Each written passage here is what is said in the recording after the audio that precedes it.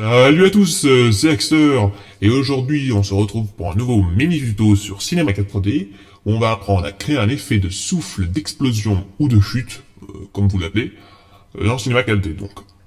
Alors j'ai pris pour cela une partie de ma map Minecraft que j'ai utilisée dans mon animation La Grotte Effrayante, et je vais vous faire un petit tuto pour refaire une sorte d'effet de souffle qui ressemble, qui est presque le même quoi. Je vais essayer de le refaire un peu à l'identique.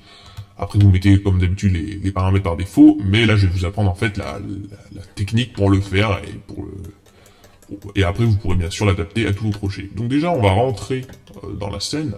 Hein. Donc on va pas s'occuper des cubes, des dynamismes ou tout ça, ça c'était un autre mini tuto. Donc on voit que notre caméra est placée ici, et on va commencer tout de suite. Alors, on va utiliser un émetteur de cinéma 4D, donc dans l'onglet Simuler, particules et émetteur. Donc en fait, on va simuler des particules avec un émetteur, voilà, un émetteur de particules. On va placer par là, voilà, on va le mettre à l'entrée de la grotte, en gros où les pierres vont tomber. On va aller dans l'onglet émetteur. En X, moi j'avais mis 600 cm, il me semble. Et 600 cm, voilà, pour que ça corresponde, vous voyez, à peu près à l'entrée de la grotte. Donc ça, bien sûr, ne copiez pas exactement ce que je fais, hein. Enfin, ça dépend de l'utilisation que vous en faites. Voilà, alors là, on est un peu trop avancé. Voilà, on verra un peu les petits détails après. On va aller dans l'onglet particules. Alors là, quand on fait play, on voit des petites particules qui vont vers là. Alors, déjà, ça veut dire que mon émetteur est à l'envers, donc on va faire une rotation de 180. Hop, comme ça, on voit des petites particules, mais bon, qui ont rien à voir avec les pierres, rien à voir avec notre scène, hein, c'est moche. Puis, de toute façon, au rendu, on les voit pas. Voilà, on les voit pas au rendu. Donc, on revient ici. On va modifier donc tous ces réglages. On va aller dans particules. Et on va mettre génération en vue, c'est-à-dire dans la vue. On va mettre un nombre qui peut faire peur, mais 1000 pardon. Mais ça va très bien aller. Et donc dans le rendu aussi. Donc déjà on va avoir un peu plus de particules, comme une sorte de pluie. Vous voyez tous ces petits points blancs qui... Alors c'est toujours invisible au rendu, hein, dans l'histoire, puisqu'on n'a rien affecté, on n'a rien mis en enfant de l'émetteur. Dans la visibilité, 100%, hein, on veut pas des trucs flous. Et après le début de l'émission, en fait, si vous choisissez, hein, vous pouvez le faire depuis toujours pour un réacteur, ou quand il s'allume progressivement, etc. Là, en l'occurrence, je vais le faire démarrer environ quand les pierres tombent, puisque c'était le but de la première séquence de mon anime. Je prends 9, voilà, à peu près, pour que quand on arrive, hop, vous voyez, les pierres tombent, enfin, c'est de l'à peu près, hein. Voilà, après, les durées de vie, ça dépend de votre scène, en l'occurrence, je vais mettre 500 frames. Puis après elles vont disparaître, c'est-à-dire. La vitesse, là, faut pas hésiter à mettre un grand nombre, hein, puisque là, moi en tout cas c'était rapide, hein, tout dépend de vous, donc 16 000 cm. Donc là on va voir une accélération beaucoup plus efficace. Vous voyez, vous avez vu les petites particules. Alors quand on... Alors, attendez que je rentre pas dans la texture, vous voyez, il y a nos particules, toujours invisibles. Et une variation, pour donner un peu plus de réalisme, de 25%, voilà, à la vitesse. C'est-à-dire que on va avoir un peu plus de variation à cette vitesse, voilà. Ça va être un peu plus lent, on va avoir un peu plus le temps de le voir, certaines particules vont aller plus vite, certaines moins. Le but de la variation, vous me direz. Et en rotation, on va mettre 720 degrés pour que ces particules tournent. Voilà, on va pas trop le voir là, mais voilà. Ensuite, on va... voilà. On va rajouter un petit effecteur. Dans simuler particules, on va mettre un objet de friction qui va nous permettre de faire un peu plus de random dans la scène, si on veut dire. Alors, quand vous voyez l'objet, alors attendez, les coordonnées... Enfin bref, peu importe où vous mettez votre friction, il est infini sur la map.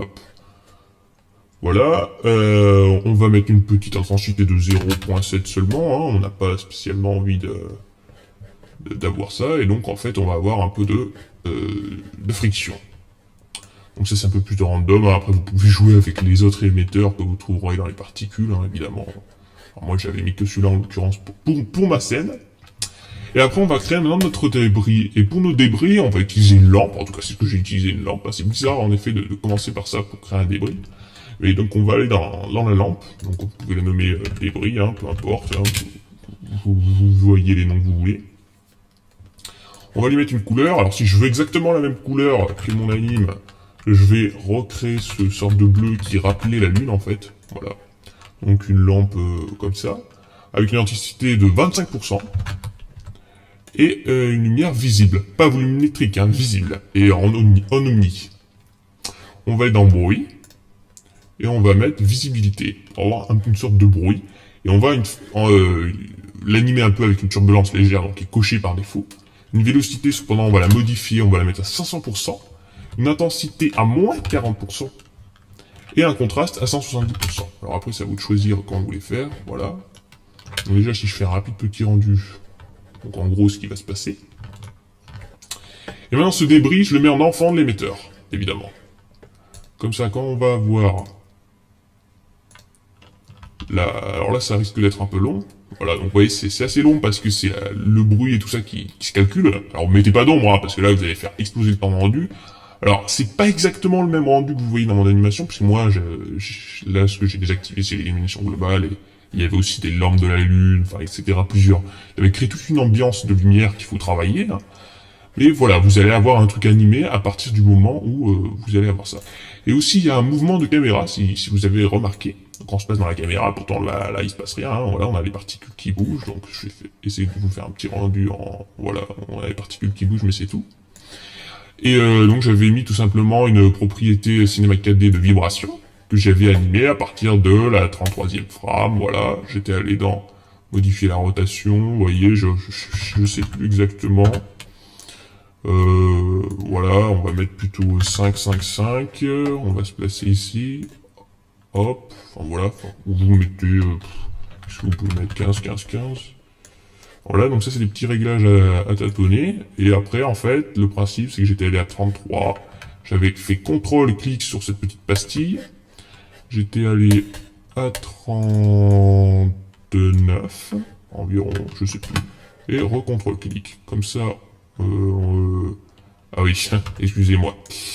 Il faut que je mette des valeurs, hein, parce que c'est bien de faire des clés, mais s'il n'y a pas de valeur... Donc en gros, à 33, on avait 0, 0, 0. CTRL. Et à 39, on avait 15, 15, 15, contrôle. Et la frame d'après, on avait 0, 0, 0, contrôle. Voilà. Donc comme ça, on n'avait rien avant, il se passait rien. Pourquoi ça n'a pas marché là? Attendez, je vais zoomer un peu. Cette clé-là correspond à... Là, on est à 0. Oui, non, mais... attendez, je vais supprimer celle-là. Je ne sais pas pourquoi ça n'a pas marché, c'est bizarre. À 39, et ici, je mets 15, 15, 15. Voilà. Hop. Et pourtant, j'avais mis à 0. Ah oui, parce qu'il faut aussi... Excusez-moi, encore une fois, parce que j'avais pas prévu cette séquence dans le tuto, en fait.